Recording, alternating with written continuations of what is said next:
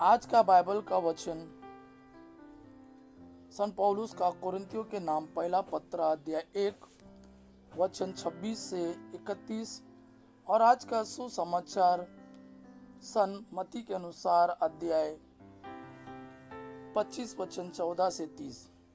सन पौलुस का कोरिन्थियों के नाम पहला पत्र अध्याय 1 वचन 26 से 31। इस बात पर विचार कीजिए कि बुलाए जाते समय दुनिया की दृष्टि में आप लोगों में बहुत कम लोग ज्ञानी, शक्तिशाली अथवा कुलीन थे। ज्ञानियों को लज्जित करने के लिए ईश्वर ने उन लोगों को चुना है जो दुनिया की दृष्टि में मूर्ख है। शक्तिशालियों को लज्जित करने के लिए उसने उन लोगों को चुना है जो दुनिया की दृष्टि में दुर्बल है। गणमान्य वो लोगों का घमंड चूर करने के लिए उसने उन लोगों को चुना है जो दुनिया की दृष्टि में तुच्छ और नगण्य है, जिससे कोई भी मनुष्य ईश्वर के सामने गर्व ना करे। उसी ईश्वर के वरदान से आप लोग ईसा मसीह के अंग बन गए हैं। ईश्वर ने मसीह के अंग बन गए हैं। ईश्वर ने मसीह को हमारा ज्ञान, धार्मिकता, पवित्रता और उद्धार बना दिया है। इसलिए जैसा कि धर्म ग्रंथ में लिखा है, यदि कोई गर्व करना चाहे तो वह प्रभु पर गर्व करे। आज का सुसमाचार सन मत्ती के अनुसार अध्याय 25 वचन 14 से 30। स्वर्ग का राज्य उस मनुष्य के सदृश है जिसने विदेश जाते समय अपने सेवकों को बुलाया और उन्हें अपनी संपत्ति सौंप दी।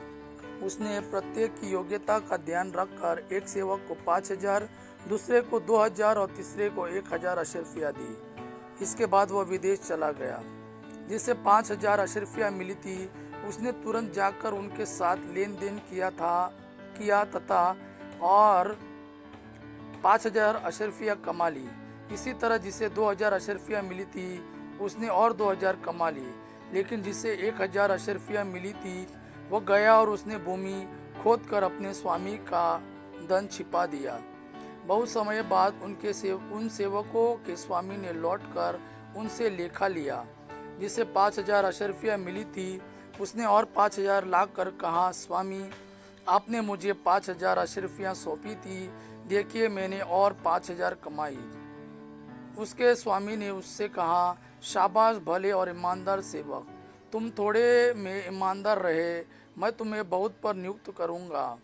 अपने स्वामी के आनंद के सहभागी बनो।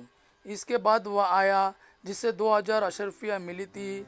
उसने कहा, स्वामी, आपने मुझे 2,000 अशर्फियाँ सौंपी थी, देखिए मैंने और 2,000 कमाई।